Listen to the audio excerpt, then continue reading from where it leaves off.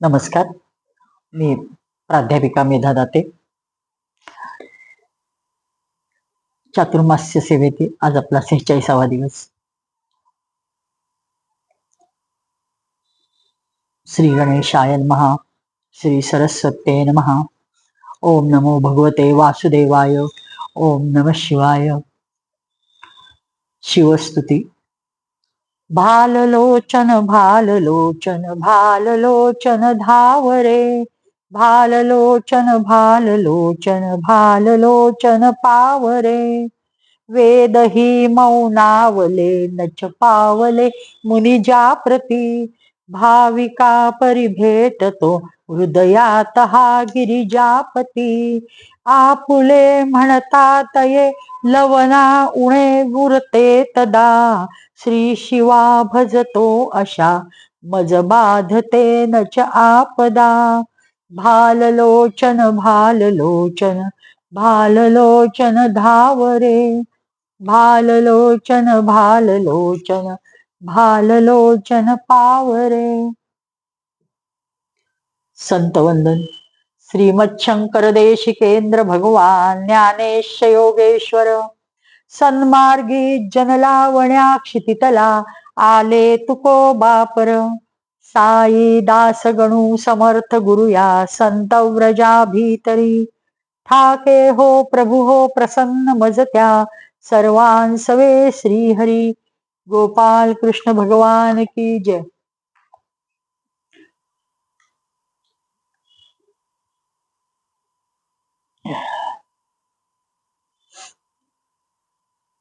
शुकदेवजी राजा परीक्षिताला सांगतायत की मांधाता राजा त्याच्या ह्या 50 मुली सौभरी ऋषींना दिल्या, आणि पण त्याचा श्रेष्ठ पुत्र पंजोबांच्या नावचा अंबरीश, त्याच्या आजोबा युवानाश्व म्हणजे त्यांचा मुलगा, हे सगळं एक पुढ्या म्हणजे काय पिढी पुढे जात होती. त्यांच्यात पुढचा एक हाईत म्हणून होता युवनाश्वाचा मुलगा. या मांधाताच्या वंशात 3 अवांतर गोत्रांचे प्रवर्तन आहे. म्हणजे काय, नागांनी आपली बहीण नर्मदेचे लग्न पुरुकुत्साशी लावून दिले. त्यांचा पुत्र नागराज वासुकीच्या आज्ञेने नर्मदा आपल्या पतीस रसातळाला घेऊन गेली. ही नागांची बहीण होती. तिने रसातळाला म्हणजे नागलोक जिथं आहे पाताळात, तिथं ती त्याला घेऊन गेली. तिचे आपल्या शक्तीने म्हणजे भगवंताच्या शक्तीने संपन्न होऊन वधास योग्य अशा गंधर्वास पुरुकुत्साने मारले, म्हणजे ह्या मांधाता पुत्राने मारले. त्यामुळे प्रसन्न होऊन नागराजाने वर दिला की जो कोणी ह्या प्रसंगाचे स्मरण करील तो सर्पांच्या भयापासूनही मुक्त होईल, तो निर्भय होईल सापांपासून. त्या पुरुकुत्साचा मुलगा त्रसदस्यू, त्याचा अनरण्य म्हणजे नाव खूप गंमतशीर आहे, त्याचा हर्यश्व, त्याचा अरुण आणि त्रिबंधन त्याचा मुलगा. हा त्रिबंधन मुलगा सत्यव्रत होता. हाच सत्यव्रत पुढे त्रिशंकूच्या नावाने प्रसिद्ध झाला. जरी त्रिशंकू आपले वडील व गुरूंच्या शापामुळे चांडाळ झाला, त्याला शाप दिला होता वडिलांनी व गुरूंनी, तो चांडाळ होशील म्हणून, तो चांडाळ झाला, तरी विश्वामित्रांच्या प्रभावामुळे तो सशरीर स्वर्गात गेला. पण देवतांना काही हे आवडलं नाही. देवतांनी तिथनं त्याला खाली ढकललं मृत्यू लोकात, त्याचं डोकं खाली आणि पाय वर. परंतु विश्वामित्राने तपोबलाने त्याला खालीही पडू दिलं नाही आणि त्यांनी तसंच आकाशात स्थित ठेवलं. अजूनही आकाशात लटकलेले म्हणजे दिसतं त्यांचं ते त्रिशंकू दिसतो, आपण बघतो. त्रिशंकूचे पुत्र हरिश्चंद्र आणि त्यांच्यासाठी विश्वामित्र व वशिष्ठ एक दुसऱ्यांना शाप देऊन पक्षी झाले व खूप वर्ष लढत राहिले. हरिश्चंद्राला संतान नव्हते, ते फार उदास राहत. एकदा नारदाला दया आली आणि नारद म्हणाले की वरुण देवतेला शरण जा आणि प्रार्थना कर पुत्रप्राप्तीसाठी. त्याप्रमाणे नारदांवर अत्यंत प्रगाढ विश्वास ठेवून ते प्रार्थना करतात वरुणाला, आणि प्रभू मला पुत्र प्राप्त व्हावा म्हणतात. आणि खरं तर गरज नव्हती, कारण तो ठीक आहे म्हणतो. ह्याला इतका आनंद होतो की त्या आनंदाच्या भरात स्वतः हरिश्चंद्रच बोलून जातो. म्हणजे काय म्हणतात, हा बैल मुझे मार तसं करतो, की जर मला वीरपुत्र झाला तर मी त्या पुत्रानेच तुझा यज्ञ करेन. आता काहीही नडलेलं नसतं, म्हणजे नरबली दिन असं थोडक्यात तो सांगतो. वरुणाला आनंद होतो, म्हणजे खरं तर त्यांनी काही अपेक्षा ठेवलेली नसते, त्याला कबूल झालेला असतो, पण ह्यांनी आपणहून सांगितलंय की मूल झाल्यावर मी देतो. वरुणाच्या कृपेने त्याला मुलगा होतो, त्याचं नाव रोहित ठेवतो. वरुण तर तो जन्माला आल्यावर लगेचच 4 दिवसात येतो. अरे राजा हरिश्चंद्रा, तू तर मला म्हणलातस ना पुत्र देतो, दे, यज्ञ करून त्याचे यजन करून मला तो देऊन टाक. हरिश्चंद्र म्हणाला, अरे देवा 10 दिवस तर होऊ दे, मग 10 दिवस झाल्यावर तो यज्ञाला योग्य होईल ना. आता तर सुतकात असल्याप्रमाणे म्हणजे सोयर असतं ना, त्याचं हे पण नाही गेला दोष. तो म्हणतो ठीक आहे, 10 दिवसांनी पुन्हा लगेच वरून येतो. म्हणजे किती चिकाटी देवाची दाखवली, वर्णाची दाखवली आणि हरिश्चंद्राच्या नकाराची दाखवली आहे. आता कर बरं माझा यज्ञ. तर हरिश्चंद्र म्हणतो, यज्ञ पशूच्या तोंडात दात येतील तेव्हा तो यज्ञ करण्याला योग्य असतो. अजून माझ्या मुलाला दात तरी आलेत का, त्याला दात तरी येऊ देत. झालं, काही दिवसांनी त्याला दात येतात की हा पुन्हा हजर होतो आणि म्हणतो की अरे दे, तुझा मुलाला दात आले की तो म्हणतो अरे पशुयज्ञ योग्य होईल तेव्हाच तो कवच क्षत्रिय पशु जेव्हा यज्ञ योग्य होईल तेव्हाच तो कवच धारण करेल. मगच ते दात उगवल्यावर वरुण म्हणाला, आता माझा यज्ञ कर. तो म्हणतो नाही ना, तो हे दात कसले रे देवा, हा म्हणजे पशुयज्ञ करायला हे दात नाही उपयोगी, हे तर दुधाचे दात आहेत. हे दुधाचे दात जाऊन त्याला प्रत्यक्ष खरे दात यायला नकोत का. वरुणजी महाराज, क्षत्रिय पशु तेव्हा यज्ञास योग्य होतो जेव्हा तो कवच धारण करतो. मग अशा प्रकारे पुन्हा एकदा त्याने चालढकल केली.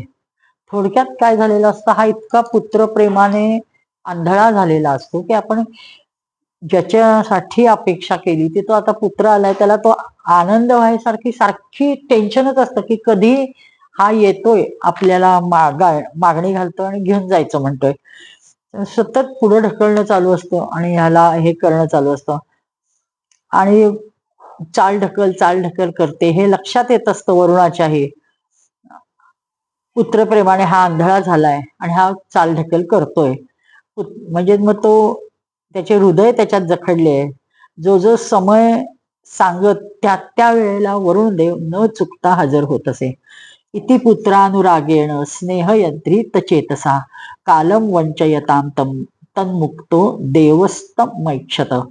त्या क्षणी ते हजर राहायचे देव तिथं, वरुण देव, आणि पुढची काय हा तिथी देतोय वाट बघायचे.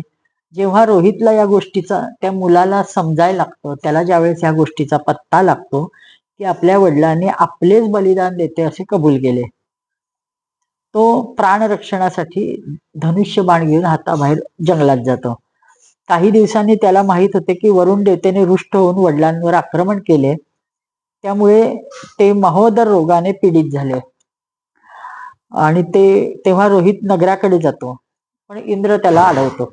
इंद्र त्याची गाठ घेतो, म्हणतो अरे बेटा रोहित, यज्ञ पशु होऊन मरून जाण्यापेक्षा तीर्थयात्रा करणं, तू कशाला नगराला जातोयस. काहीच कारण नसतं इंद्राला, पण इंद्र असेच त्याला बेसावत ठेवत हिंडवतो आणि मग तो इंद्राची गोष्ट ऐकून खरंच कशाला जायचं, मग अजून 1 वर्ष वनातच भटकत राहतो. दुसऱ्या तिसऱ्या चौथ्या असे 5 वर्ष जातात. प्रत्येक वेळी तो परत यायला लागला की इंद्रच मध्ये येतो आणि इंद्र त्याला काही ना काही म्हाताऱ्या ब्राह्मणाच्या रूपात येत असतो इंद्र, आणि प्रत्येक वेळेस त्याला राजधानीत जाण्यापासून अडवत असतो. 6 वर्षापर्यंत रोहित वनात राहिला. 7व्या वर्षी तो जेव्हा नगरात परतला तेव्हा त्याने अजिगर्ताकडून त्याचा मधला मुलगा शुनशेप, म्हणजे ह्या लहान मुलाला सुद्धा किती व्यवहार ज्ञान होतं किंवा त्यालाही कशा गोष्टी कळत होत्या, जीवावर आपल्या बेतलं की माणूस किती सतर्क होतो याचं हे उत्तम उदाहरण आहे. 7 वर्षाच्या मुलाला काही व्यवहार करावा, कुणाला काही द्यावं, काही म्हणजे त्याच्या मोबदल्यात, हे सगळं कळलं. तो म्हणतो, तो जातो त्या शुनशेपाच्या मोबदल्यात, माझ्या मोबदल्यात शुनशेपाला यज्ञपशु बनवतोस का अशी प्रार्थना करतो त्या अजिगर्ताला. तो तयार होतो आणि त्या मोबदल्यात तो म्हणतो काय देणार, तर तो त्याचे वडील भरपूर धन देतील सांगतो. तो आनंदाने तयार होतो. म्हणजे त्याला स्वतःला मरायचं नसतं. म्हणजे किती हे हलवायच्या घरावर तुळशीपत्र म्हणतात तसं आपल्या मुलाला पण मुलाला सुद्धा शेवटी किती प्रेम असतं. पण राजाचा मुलगा गळ घालतोय. त्याला आपल्या मृत्यूपासून वाचायचंय म्हणून तो तयार होतो. म्हणजे काय त्यांची मेंटॅलिटी होती आपल्याला माहित नाही. पण आश्चर्य वाटतं. त्या पिता हा आपल्या मुलाला त्याच्या यज्ञ पशु म्हणून त्या शुनशेपाला त्याच्याकडे सोपवतो. त्याला खूप आनंद होतो रोहिताला. तो त्यांना नमस्कार करतो रोहित. तेव्हा परम यशस्वी श्रेष्ठ चरित्राच्या राजा हरिश्चंद्राने महोदरोगातून आणि जसं हा यज्ञ पशु आलाय असं कळताच तो त्याच्यावर वरुणाचा जो प्रबळ महा रोग झालेला असतो महोदर म्हणजे पोटाचा प्रचंड मोठं पोट होतं आणि पोटाचे विकार सगळे पचत नाही वगैरे ते सगळ्यातून त्याची मुक्तता होते.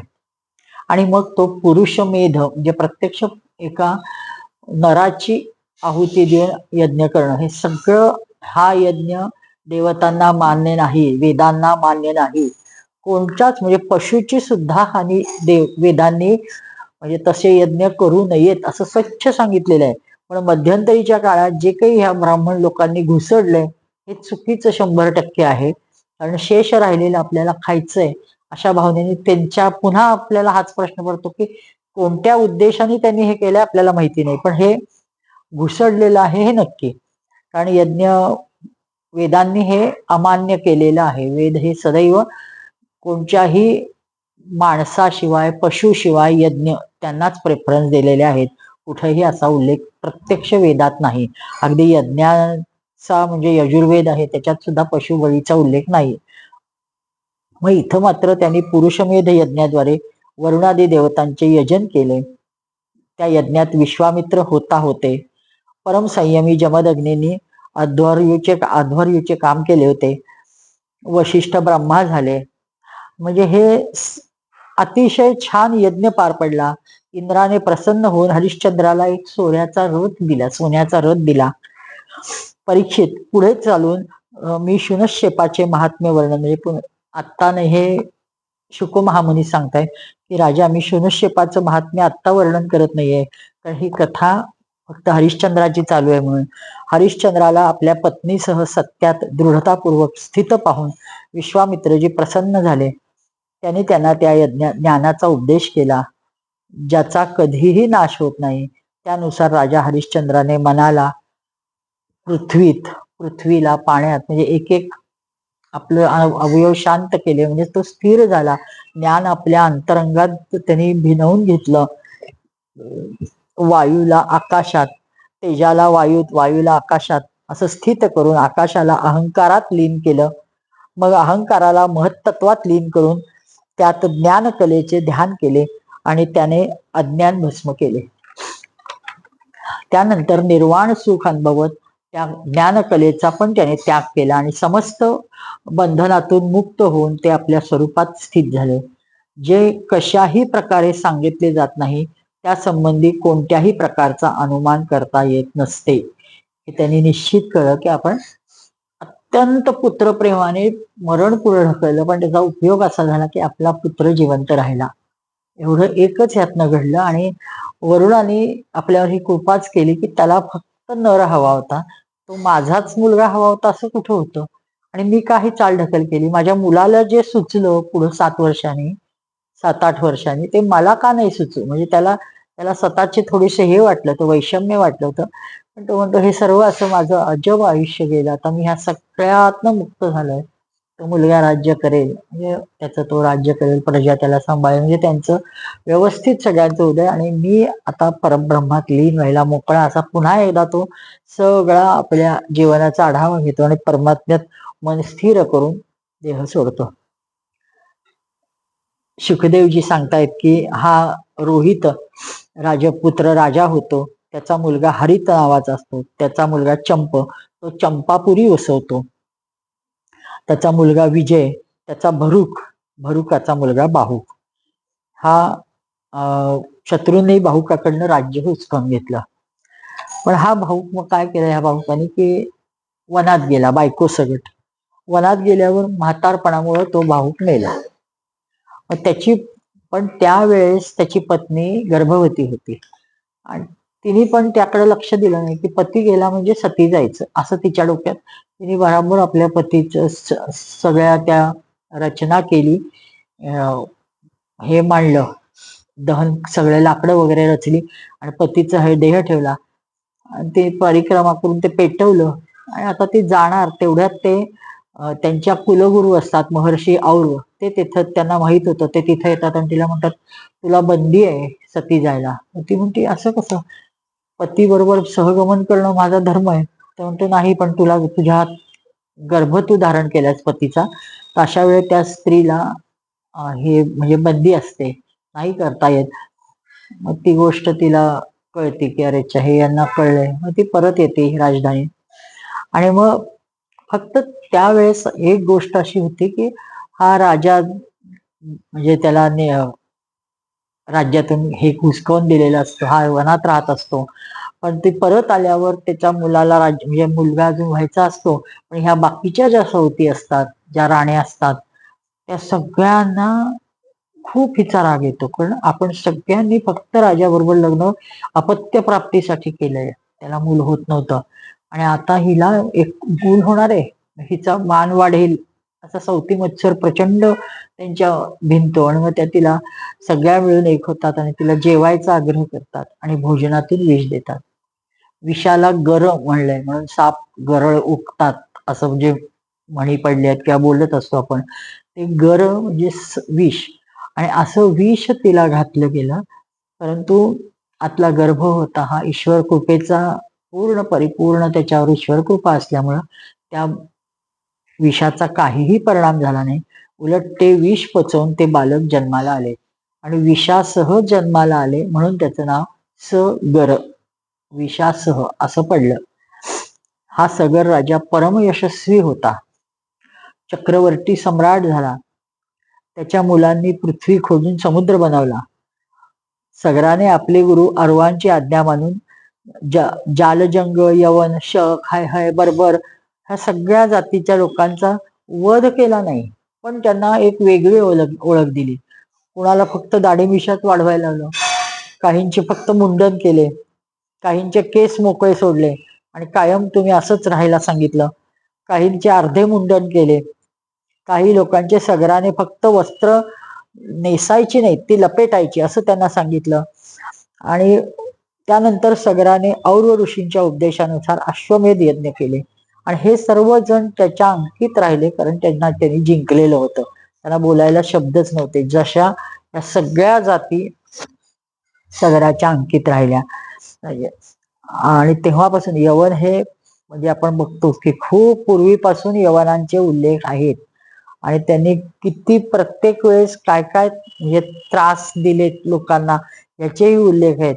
म्हणजे सहजासहजी ते राहत नव्हते हे दिसून येते.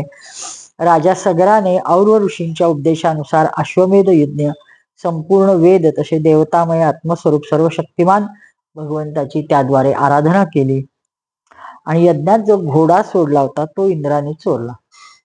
पण इंद्र तर प्रत्येक वेळी चोरतो ते चोरतो आणि कुठेतरी अशा ठिकाणी ठेवतो की दुसरा चोर सोडून संन्यासाला फाशी जायला होतं. त्यावेळी महाराणी सुमतीच्या गर्भातून जन्मलेल्या सगराचे 60,000 पुत्र सांगितलेत. ते वडिलांच्या आज्ञेनुसार संपूर्ण पृथ्वीवर घोड्याला ढुंडाळायला पळत. खोदत खोदत त्यांना एक सर्व बाजूने पृथ्वी खोदली, म्हणजे पृथ्वीच्या तळात गेल्या का पृथ्वीवर कुठे दिसला नाही म्हणून त्यांनी पृथ्वी खोदायला सुरुवात केली. त्यांना पूर्व व उत्तर कोपऱ्यात कपिल मुनींजवळ घोडा दिसला आणि ते 60,000 राजपुत्र इतके संतापले, म्हणजे इंद्राने त्यांची बुद्धी भ्रष्ट केली होती आणि घोडा तिथं नेऊन ठेवला होता आणि बुद्धी भ्रष्ट केली होती. त्यामुळं ते पूर्ण असे झाले की आता ह्याला मारू का काय करू, संतापले. ते सगळ्यांनी तलवारीला हात घातला आणि हे तर ध्यानात होते म्हणजे कसा लबाड आहे बघा, डोळे मिटून बसलाय, बडबडायला लागले. आणि ज्या क्षणी कपिलांनी डोळे उघडले त्या क्षणी त्यांच्यातला पराकोटीचा तमोगुण आणि यांच्या तपाचं सामर्थ्य असलेली दृष्टी याचा परिणाम असा झाला की ते सगळेच्या सगळे एका क्षणात भस्मसात झाले, जळून गेले.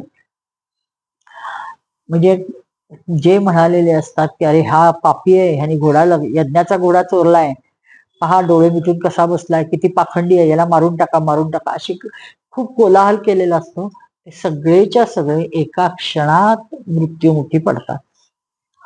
म्हणजे किती अजब गोष्ट होती. एवढे प्रचंड संख्येने ते मेलेले आहेत. सगळ्याची मुले म्हणजे कपिल मुनींच्या क्रोधाने जळले हे म्हणणं निश्चित योग्य नाही असं भागवतकार हे सांगतायत. ते शुद्ध सत्व गुणाचे परम आश्रय आहेत. त्यांचे शरीर तर जगताला पवित्र करणारे. त्यांच्यात भले क्रोधरूपी तमोगुणाची संभावना कशी करायची? पृथ्वीच्या धुलीकणाचा आकाशाशी काय संबंध असतो का? हा कठीण सागर, संसार सागर एक मृत्यूमय पथ आहे, म्हणजे मार्ग आहे.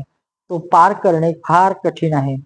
कपिल मुनींनी या जगतात सांख्यशास्त्राची अशी दृढ नाव बनवली आहे की ज्याने मुक्तीची इच्छा केली असेल तो हा समुद्र पार करू शकेल. हे ज्ञान मिळवलं तर, सांख्यशास्त्राचं ज्ञान संपादन केलं तर सहज मिळवू शकेल असं सांगितलंय. ते केवळ परम ज्ञानीच नाही तर परमात्मा स्वरूप आहेत. कारण भगवान अंशावताराने मी तिथे येतो सांगितलेलं होतं, ते आलेत. त्यांच्यात भले हा शत्रू हा मित्र अशा प्रकारची भेदबुद्धी नाही, परंतु सगळ्याला म्हणजे भेदबुद्धी असणं शक्य आहे का? म्हणून त्यांच्या मनात जो क्रोध होता सर्व या सगळ्याच्या पुत्रांच्या, आणि त्यांचा क्रोध पराकोटीला गेला होता, म्हणजे त्यांचा तमोगुण खूप वाढला होता. अशा वेळेस त्यांच्या तमोगुणाला आणि ह्यांना खूप कोलाहल आला म्हणून ध्यानावस्थ भग्न झाली त्यांची आणि त्यांनी डोळे उघडले. त्या क्षणी त्यांच्या तपाचं तेज आणि त्यांचा तमोगुणाचं हे त्या दोघांचे म्हणजे काय युती झाली म्हणा, किंवा त्यांचे एकमेकात ते मिसळले आणि त्याचा परिणाम असा झाला की तो प्रचंड क्रोधाग्नी भडकला आणि त्यांनी ते सर्वच्या सर्व जळाले. किती अद्भुत गोष्ट घडलेली आहे. सगळ्याला केशिनी नावाची दुसरी पत्नी होती. तिच्या गर्भातून असमंजस नावाचा मुलगा आला. अंशुमान त्याचा मुलगा. तोही आपल्या आजोबांची ही जी काही हे होती आज्ञा होती ते त्याच्यात रममाण झाला. त्याने हे गंगेला आणण्यासाठी प्रयत्न सुरू केले. असमंजस पहिल्या जन्मात योगी होते. संघामुळे ते योगातून विचलित झाले. ते पुढे त्यांना पूर्वजन्माचे स्मरण टिकून होते म्हणून ते अशी कामे करत. त्यामुळे भाऊ बंधूंना ते अप्रिय होते. कधी कधी ते अत्यंत निंदित कर्म करायचे आणि स्वतःला वेडे दाखवायचे. इतके की खेळणाऱ्या मुलांना उचलून शरीर नदीत टाकायचे. अशा प्रकारे त्यांना लोकांना उद्विग्नही करत. शेवटी असे कर्तृत्व पाहून वडिलांनी पुत्रस्नेहाला तिलांजली दिली आणि त्याचा त्याग केला. त्यानंतर असमंजसाने त्या सर्व बालकांना जिवंत करून वडिलांना आपला अधिकार दाखवला आणि आता मी काय आहे हे कळलंय असं. आता ते त्याला सोडवत नव्हते, तर त्यावेळेस म्हणले नाही, माझा हा मार्ग नाही संसार करणं, म्हणून ते नमस्कार करून वडिलांना वनाचा रस्ता धरतात. अयोध्येच्या नागरिकांनी जेव्हा पाहिले की आपली मुले परत आली तेव्हा त्यांना खूप आश्चर्य वाटले. राजा सगराला तर खूप पश्चाताप झाला. तो खूप त्याला अडवत होता पण तरी सुद्धा तो निघून गेला होता. त्यानंतर राजा सगराच्या आज्ञेने अंशुमान पुन्हा घोडा हुडकायला निघाला आणि त्याने आपल्या काकांनी खोदलेल्या समुद्र किनाऱ्याने जाऊन शेवटी जिथे प्रचंड मोठा भस्माचा ढिगारा होता तिथेच त्याला ह्याही वेळेस घोडा दिसला. भगवत अवतार कपिल मुनी पण तिथेच बसलेले होते. त्यांना पाहून उदार हृदय अंशमानाने प्रणाम केला. म्हणजे आपल्या बंधूंनी जी चूक केली ती त्याने केली नाही. अर्थात हे त्याला माहिती नव्हतं. हा आपल्या स्वभावत जो हे असतो त्याचा कल असतो त्याप्रमाणे तो वागतो. आणि त्यांनी त्या कपिल महामुनींच्या चरणी प्रणाम केला. हात जोडलेने एकाग्र चित्ताने एकाग्र मनाने त्यांची स्तुती करू लागला. अंशुमान म्हणतो, न पश्यती त्वाम परमात्मो जनो न बुध्यते द्यापी समाधी युक्तिभिः कुतो परे तस्य मनशरीरधी विसर्गसृष्टा वयम प्रकाशाः. हे भगवन आपण ब्रह्माजींपेक्षा सुद्धा अतीत आहात, म्हणूनच ते आपल्याला प्रत्यक्ष पाहू शकत नाही. पाहायची गोष्ट तर वेगळी, ते समाधी करत करत कोणी युक्ती लढवत हरले. परंतु आजपर्यंत आपल्याला मात्र कोणी समजू शकले नाही. आम्ही लोक तर त्यांचे मन, शरीर, बुद्धीद्वारा होणाऱ्या सृष्टीतील अज्ञानी जीव आहोत. तेव्हा भले आम्ही आपणास कसे जाणू शकू? म्हणजे साधारण हे तीन गुण प्रधान संसारातील शरीरधारी असतात. पण त्या सगळ्याच्यावर आपण काय आहात? मायेने वेढलेले आहात. आणि म्हणूनच सगळीकडे अज्ञानच अज्ञान पाहायला मिळतं. आपण हृदयस्थ असता याचं भान लोकांना येत नाही. आपण एकरस ज्ञानघन आहात. सनंदनादी मुनी जे आत्मस्वरूपाच्या अनुभवामुळे मायेच्या गुणाद्वारे होणाऱ्या भेदभावाला व त्यामुळे अज्ञानाला नष्ट करतात, निरंतर आपले चिंतन करतात. मायेच्या गुणात भ्रमलेला मी कशा प्रकारे आपले चिंतन करू? म्हणजे सगळं त्यांनी मायेचं वर्णन केलं. असा मायेत सदैव राहणारा, त्या मायेमुळे भ्रमित झालेला असा आहे मी. पण आता तुम्ही तर सर्व पार करून प्रत्यक्ष सगळ्याचा अनुभव रोज घेताय. असे महासागर आहात, ईश्वर अवतार आहात. तर आम्हाला मी आता काय करू? कशी साधना करू? असा प्रश्न ते विचारतायत. माया तिचे गुण आणि गुणांद्वारे होणारे कर्म, तसेच कर्मसंस्कारांनी बनवलेले लिंग शरीर आपल्यात नाहीच नाही. आपल्याला म्हणजे हे त्यांना तो स्तुती करतो. आपल्याला काही नाव नाही, रूप नाही, आपल्यात काही कार्य नाही ना कारण नाही. आपण सनातन आत्मा आहात. तर आम्ही आपणास नमस्कार करतो आणि मला तुम्ही सांगा की मी आता काय करू? पुन्हा पुन्हा त्यांना स्तुती करत करत पुन्हा प्रार्थना एकच की आपल्या उद्धाराचा मार्ग सांगा. शुकदेवजी पण सांगतायत, परीक्षिता, जेव्हा अंशुमानाने भगवान कपिल मुनींचा प्रभाव अशा प्रकारे गायन केला किंवा स्तुती केली, तेव्हा त्याने मनोमन अंशुमानावर फार अनुग्रह केला व म्हणले, बेटा, हा घोडा तुझ्या आजोबांचा यज्ञपशु आहे. हा तू घेऊन जा. तुझ्या जळालेल्या काकांचा उद्धार फक्त गंगाजल करू शकते. ते अन्य कशाने होणे शक्य नाही. अंशुमानाने अतिशय प्रसन्नपणे नम्रपणे त्यांना परिक्रमा केली. तो घोडा घेऊन आला. सगराने यज्ञ पूर्ण केला. समाप्ती झाली तेव्हा अंशुमानाला सगराने राज्य सोपवले. ते स्वतः विषयांपासून निस्पृह होऊन बंधनमुक्त होऊन गेले. महर्षी औरवांनी जे त्यांचे कुलगुरू होते त्यांनी सांगितलेल्या मार्गानुसार ते मार्गस्थ झाले. बद्रीनाथच्या दिशेने परमपद प्राप्त करायच्यासाठी मार्गस्थ झाले. शुकदेवजी सांगतायत की अंशुमानाने गंगेला आणण्यासाठी अनेक वर्ष घोर तपस्या केली. आता हे गंगा अवतरणाचं हे सगराच्या कुळात झालेलं आहे, पण त्याच्या मध्ये 2-4 पिढ्या गेल्या आहेत. आता हा अंशुमान म्हणतो की सांगितलंय आपल्याला कपिल महामुनींनी की गंगेच्या पाण्याचा स्पर्श झाला तर तुझे ते काका लोक उद्धरून जातील. तर मग आपल्याला गंगेला आणायला पाहिजे. सफलता मिळाली वेळीच, पण वेळ येण्यापूर्वीच मृत्यू येतो. त्याचा मुलगा दिलीप, तोही वडिलांच्या पावलावर पाऊल ठेवून खूप तप करतो, पण असफल तप करतो. वेळ आल्यावर त्याचाही मृत्यू होतो. त्याचा मुलगा भगीरथ, तो घोर तपस्या करतो. पुन्हा पुन्हा गंगेला आवाहन करतो. गंगा तर स्वर्गात असते, तिला पृथ्वीवर आणायचंय. एकदा त्यांच्या तपस्येने प्रसन्न होऊन भगवती ह्याला गंगेने भगीरथांना दर्शन दिलं आणि ती म्हणाली की मी तुला वर देण्यासाठी आले, काय हवं ते माग.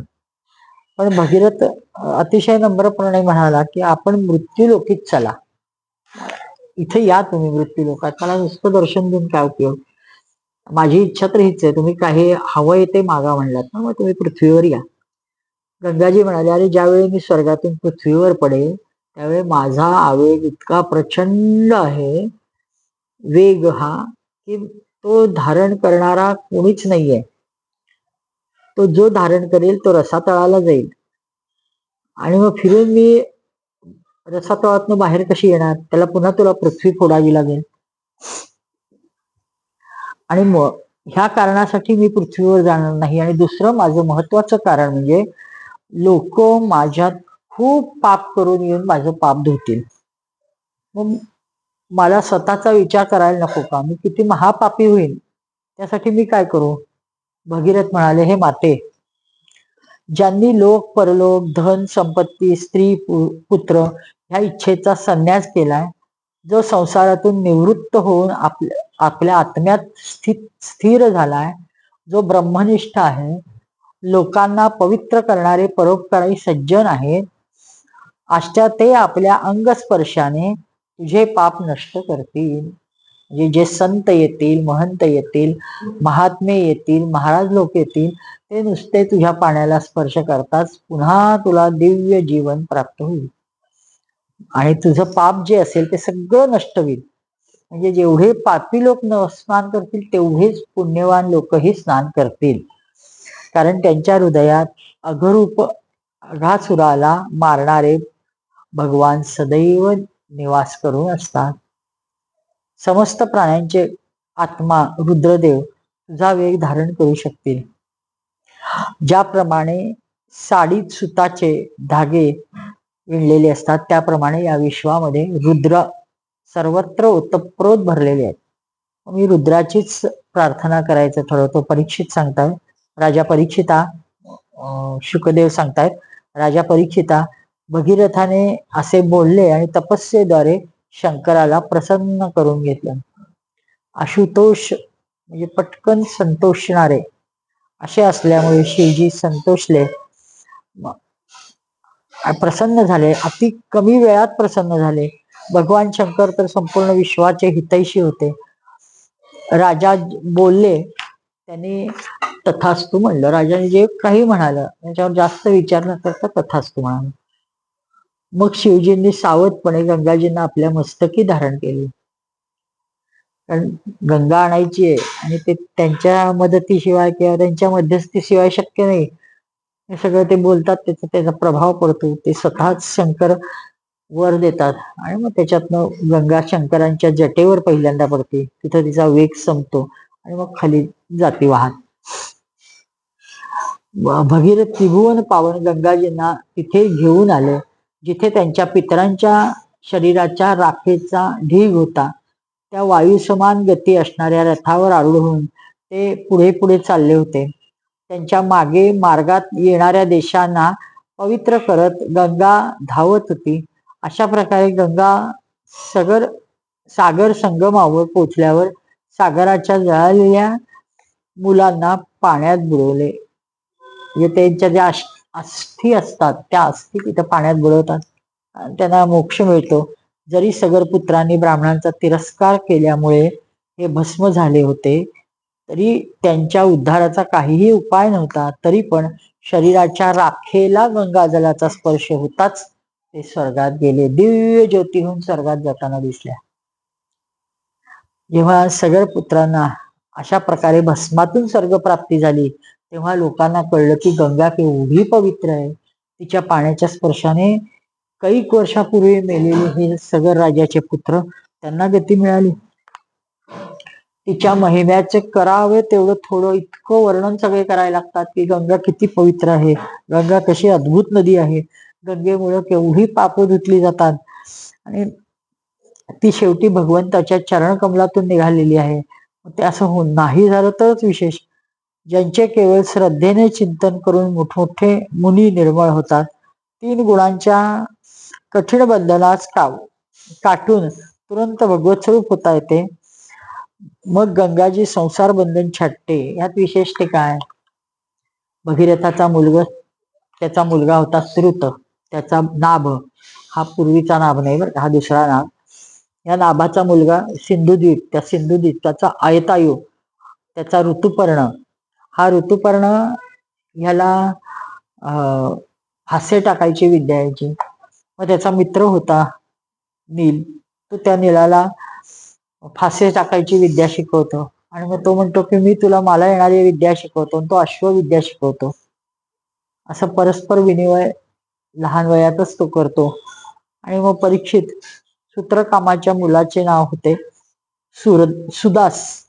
या सुदासाच्या मुलाचे सौदास आणि त्याच्या पत्नींचे नाव दमयंती. सौदासाला सुद्धा कुठे कुठे मित्रसह किंवा कश्मलपाद असं म्हणतात. हा कश्मलपाद म्हणजे वशिष्ठांच्या सापाने राक्षस झाला. मग आपल्या कर्मामुळे संतानहीन झाला. राजा परीक्षिताने विचारले, मग त्याला कश्मलपात का म्हणतात?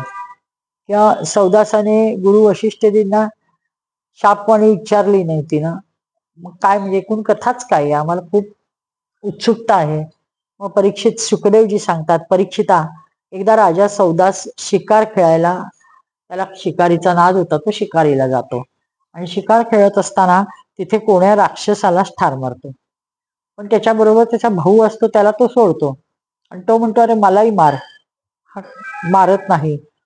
मग त्याला वाचल्यावर मात्र हळूहळू त्याला आपल्या भावाच्या मृत्यूचा बदला कसा घ्यायचा ह्याचाच तो विचार करायला लागतो. तो म्हणतो ह्याला मारायचं काही करून.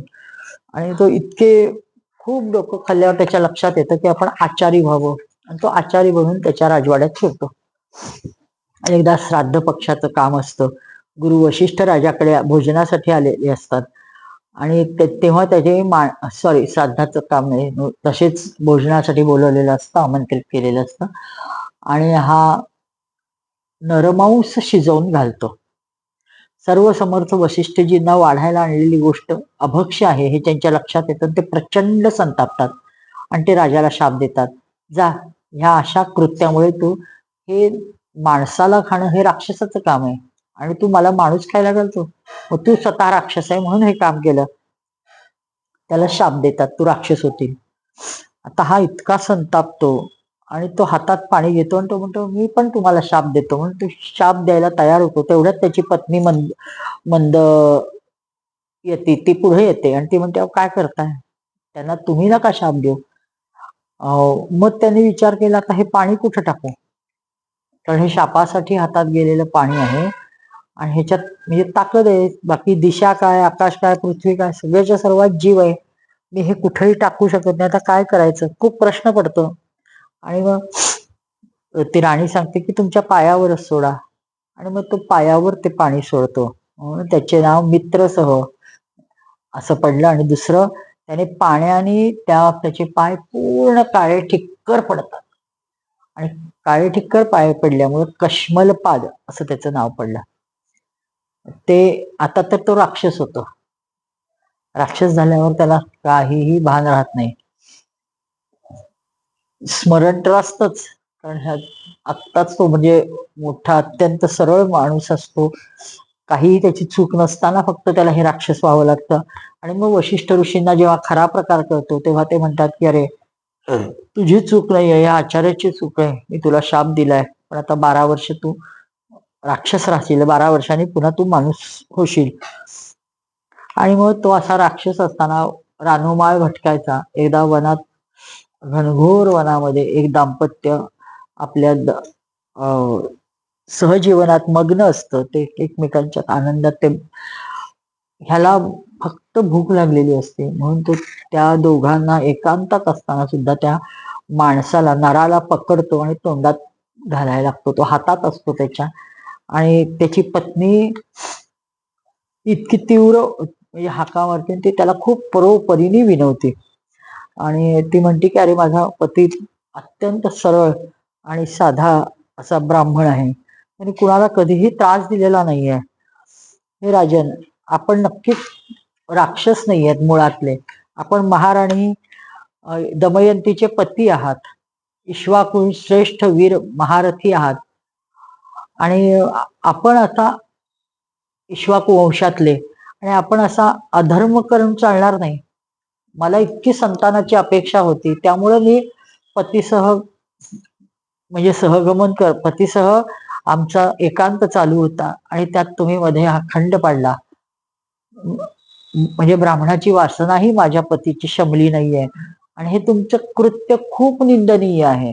आणि तुम्हाला भूकच भागवायची असेल तर माझ्या पतीला सोडा, कारण मी त्यांच्यानंतर मी जगू कशी, त्यापेक्षा तुम्ही मला खा. तेही प्रार्थना करते. तो तिच्याकडे बघत येतो, हा हे उडवतो, तो म्हणतो काही नाही.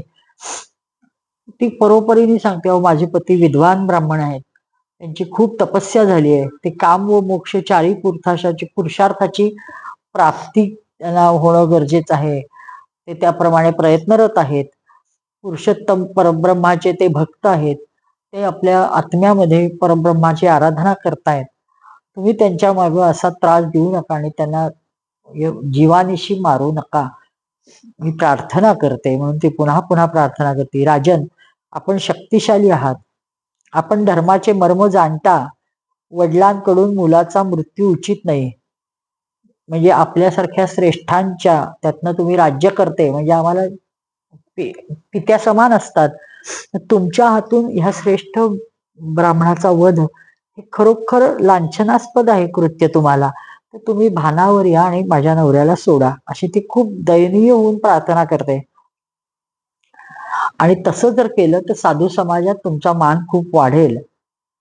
माझ्या परोपकारी निरपराध श्रोत्रिय ब्रह्मवादी पतीचा वध योग्य कसा समजत आहात? तुमच्या लक्षात येत नाही का? ते एखाद्या गरीब गायीप्रमाणे आहे. आता सुद्धा मी तुम्हाला बोलतेय, त्यांचे मुख मोकळे आहे तरी ते बोलत नाहीयेत. जे होते ते प्रभूच्या वर त्यांनी सोडलेलं असतं. त्यामुळे ते खूप चुकता आहात. म्हणजे ते खूप परोपरीने सांगते त्या राक्षसाला, आपण जर खरंच खायचं असेल तर मला खा ना. ब्राह्मण पत्नी अतिशय करुणेने असं म्हणून शेवटी रडायला लागते. शापाने मोहित असल्यामुळे त्या सौदासाने इकडे तिकडे कष्टे लक्ष दिलं नाही. प्रार्थना दुर्लक्ष केली आणि त्या ब्राह्मणाला तसेच कच्चे खाल्ले, जसे वाघ जनावर खातो. आपण गर्भाधान करण्यास अत्यंत उत्सुक असणाऱ्या आपल्या पतीला या राक्षसाने खाल्ले, आपल्या डोळ्या देखत खाल्ले. तेव्हा तिला अपार शोक होतो, खूप संताप होतो. ती क्रोधाने सती ब्राह्मणी ती त्या राजाला शाप देते. राजा, आम्ही इतके कामोत्सुक होतो, मी स्वतः कामपीडित होते, आम्ही आमच्या आनंदात मग्न होतो, अशा अवस्थेत तू माझ्या पतीला खाल्ले. त्यामुळं हे मूर्ख, तू जेव्हा स्त्री उत्सुक होशील, म्हणजे स्त्री सहवासाला उत्सुक होशील, त्यावेळी तुझाही मृत्यू होईल. ही गोष्ट आता अट्टळ आहे. शाप देते. मित्र 6 म्हणजे त्या कश्मलपादाला असा शाप मिळाल्यावर तो आणि मग ती आपल्या पतीच्या अस्थी घेते, त्या चिता रचते आणि स्वतः सहगमन करून सती जाते. तिने उत्तम गती मिळवली, पण जाताना ह्याला शाप देऊन गेली. आणि ह्याची 12 वर्ष तर पूर्ण होतात. तो परत राजधानीत येतो आणि सगळ्या त्याच्या एक एक गोष्टी रसभरीत वर्णन तो सगळ्यांना सांगत असतो. काय काय झालं, मी राक्षस असताना काय केलं, कुणाला पकडलं, किती माणसं खाल्ली, किती प्राणी खाल्ले, सगळे प्रकार तो सांगतो. आणि त्याच्यातच तो बोलून जातो आपल्या पत्नीजवळच की असं असं घटना घडली, त्या ब्राह्मणींनी मला शाप दिला, 12 वर्षात हे माझ्याकडनं एक चूक काम घडलं, चुकीचं घडलं. आणि नंतर अचानक तो पती जवळ येतो. हे सगळं तो विसरलेला असतो. ते तिने भावनेच्या भरात दिला वगैरे असं त्याचं म्हणणं असतं.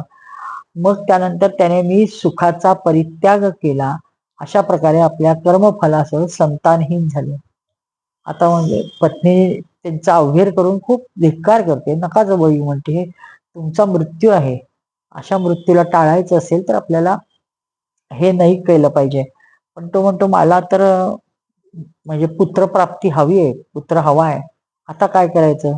मग त्यांची चर्चा होती आणि मग कुलगुरू वशिष्ठांच्या मार्फत म्हणजे दमयंतीला गर्भाधान केलं जातं. म्हणजे किती ह्या गोष्टी सर्रास विचारपूर्वक करून ह्यात असं चालत असायचं.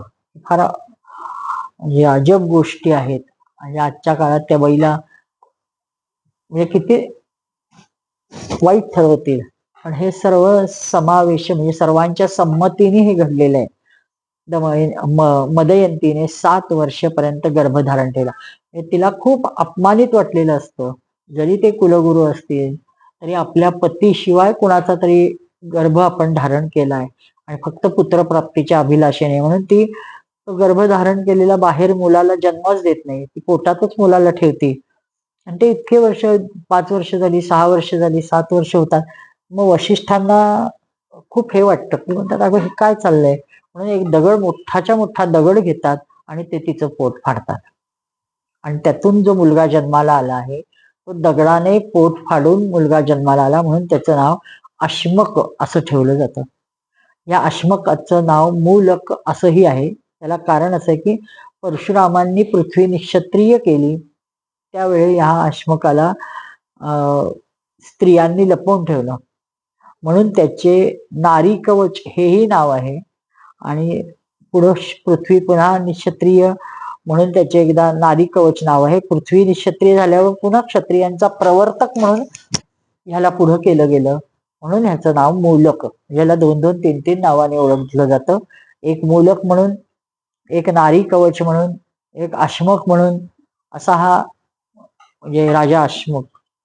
तो त्याचा मुलगा दशरथ, त्याचा एंडवीड आणि एंडविडाचा विश्वसह, या विश्वसहचा मुलगा मात्र खट्वांग राजा. हा चक्रवर्ती सम्राट होता. त्याचं म्हणजे खूप श्रेष्ठ राजा होता. त्याची फक्त प्रसिद्धी त्याला मिळाली ती त्याच्या मृत्यूमुळं. युद्धात कोणीही त्याला जिंकू शकत नव्हतं. त्यांनी देवतांच्या प्रार्थनेवरून, एकदा देवदैत्यांचं युद्ध चालू होतं. मग सगळे देवता प्रार्थना करतात की राजा खट्वांगा, तू खूप उत्तम म्हणजे युद्ध कौशल निपुण आहेस आणि तुझ्या कलेला म्हणजे कोणी तुला हरवू शकत नाही, तर तू कृपया ये आणि दैत्यांचा पराभव कर, अशी प्रार्थना करतात. आणि मग त्या देवांच्या याचनेला, प्रार्थनेला, त्यांच्या इच्छेला मान देऊन हा खट्वांग राजा दैत्यांची युद्धाला तयार होतो. तो इतकं व्यवस्थित युद्ध जिंकतो, देवतांना खूप आनंद होतो. पण देवता त्याला काहीतरी द्यायला इच्छित असतात, पण तेवढ्यात देवता म्हणतात की अरे पण तुझ्याजवळ आयुष्य नाही, आम्ही तुला काय देणार, तुझं फक्त आयुष्य 2 घडी राहिलेलं आहे, फक्त 2 घडी आयुष्य, आपल्या भाषेत 2 तास. आणि हे ऐकून खट्वांग राजाला एकदम धक्का बसतो. आणि तुला आयुष्य हवंय का? तो म्हणतो नाही, जेवढं आयुष्य आहे तेवढं बस. आणि मग आता अशा शेवटच्या क्षणी कळलंय की 2 तास आपल्याकडे आहेत, 2 तासात आपण काय साध्य करू शकतो.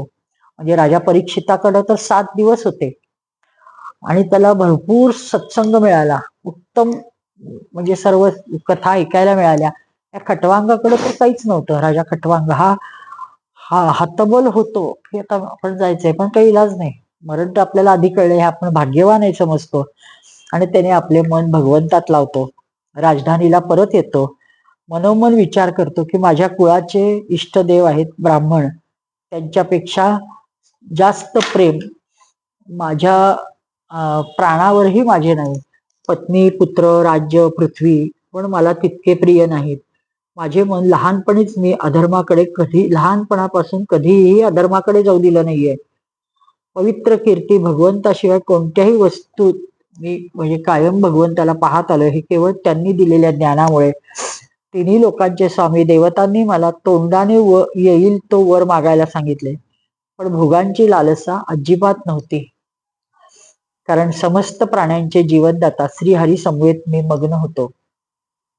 ज्या देवतांची इंद्रिये मन विषयात भटकतात ते सत्वगुण प्रधान असूनही आपल्या हृदयात विराजमान, सदा सर्वदा प्रियतमाच्या रूपात राहणाऱ्या आपल्या आत्मस्वरूपाला ओळखत नाहीत, जाणतच नाहीत. म्हणून आता मी ह्या विषयात रमत नाही, ह्याच्यात काहीच ठेवलं नाही, हे सगळी माया आहे, मला आता तरी कळायला नको का? हे मना, या मायेत गुंतू नकोस, सगळ्यांच्या आतीत चल. जो परमात्मा आपण हृदयात बघत होतो तोच सदैव आपल्या बरोबर आहे अशी कल्पना करून आपण आता त्या मायेचा हा सगळा खेळ आहे म्हणून त्याला बाजूला करतो.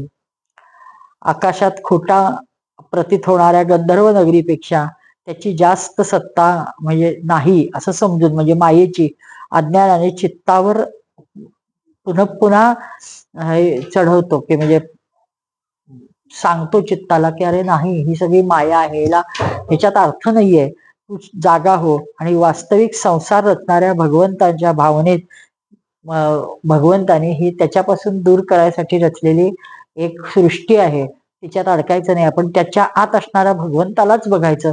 हे परमात्म्या मी तुला शरण आहे, शरण, खूप अत्यंत कळवळून प्रार्थना करतो आणि त्याला शरण जातो भगवंताला.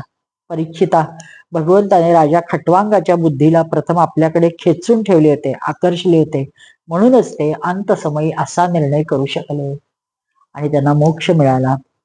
आता शरीरादी अनात्म वस्तू पदार्थात जो अज्ञानमूलक आत्मभाव होता तोही त्याचाही ते परित्याग करतात, वास्तविक आत्मस्वरूपात ते स्थित होतात. ते स्वरूपतः परब्रह्म आहेत. आपण स्वरूपतः परब्रह्म स्वरूप आहोत आणि तो परब्रह्म बाहेर नाहीये, बाहेर फक्त त्याची माया आहे. तो आपल्या आत आत आहे असं म्हणून ते खूप आत ध्यान लावून बघतात आणि हाच परमात्मा मला हवा आहे असं मनोमन प्रार्थना करतात आणि त्याच्याशी संलग्न होतात. आणि आपण परमात्मा परब्रह्म हे सूक्ष्माहून सूक्ष्म आहे, शून्य समान आहे, परंतु ते शून्य सुद्धा नाही, सत्य आहे, परमसत्य आहे.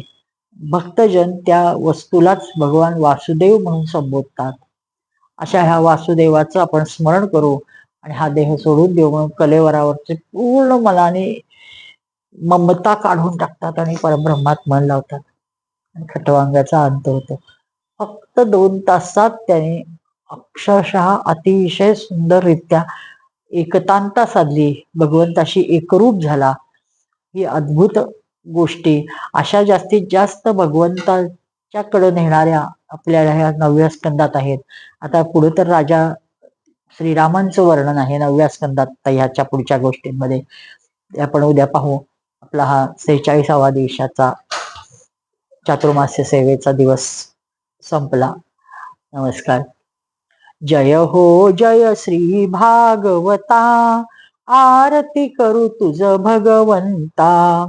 श्री शुक मुनीने परम भक्तीने नाना परीने गायले ज्या हरिचरिता, आरती करू तुझ भगवंता. ग्रंथ नव्हे हा श्री कृष्ण, गीते वेदी मन पूर्ण. अनन्य होता ह्या शरण, खचित टळे जन्म मरण. त्रिताप जाती चिरये शांती, नाथ हि वदती रामपदी ठेवू माथा. आरती करू तुझ भगवंता. जय हो जय श्री भागवता, आरती करू तुझ भगवंता. करुणानिधे प्रभोनो, दोषान् क्षमस्व भगवन्. सुचिरात् प्रसुप्त देशं, परिबोधयाशु भगवन्. भुवि भूत सर्वभाषा, परिपूरिताभिलाषा. श्वसितीव देव भाषा, तां पालयस्व भगवन्. आसीत् कदाचिदेषा, वाणी विशुद्ध वेषा. अधुना लवावशेषा, तामाश्रयस्व भगवन्. देशे स्वतन्त्रतायाः, प्राचीन सभ्यतायाः. समयं समर्गताया, पुनरानयस्व भगवन्. करुणानिधे प्रभोनो, दोषान् क्षमस्व भगवन्. सुचिरात् प्रसुप्त देशं, परिबोधयाशु भगवन्. गोपाल कृष्ण भगवान की जय. परम सद्गुरु श्री गजानन महाराज की जय. देवदेवेश्वर भगवान परशुराम भगवान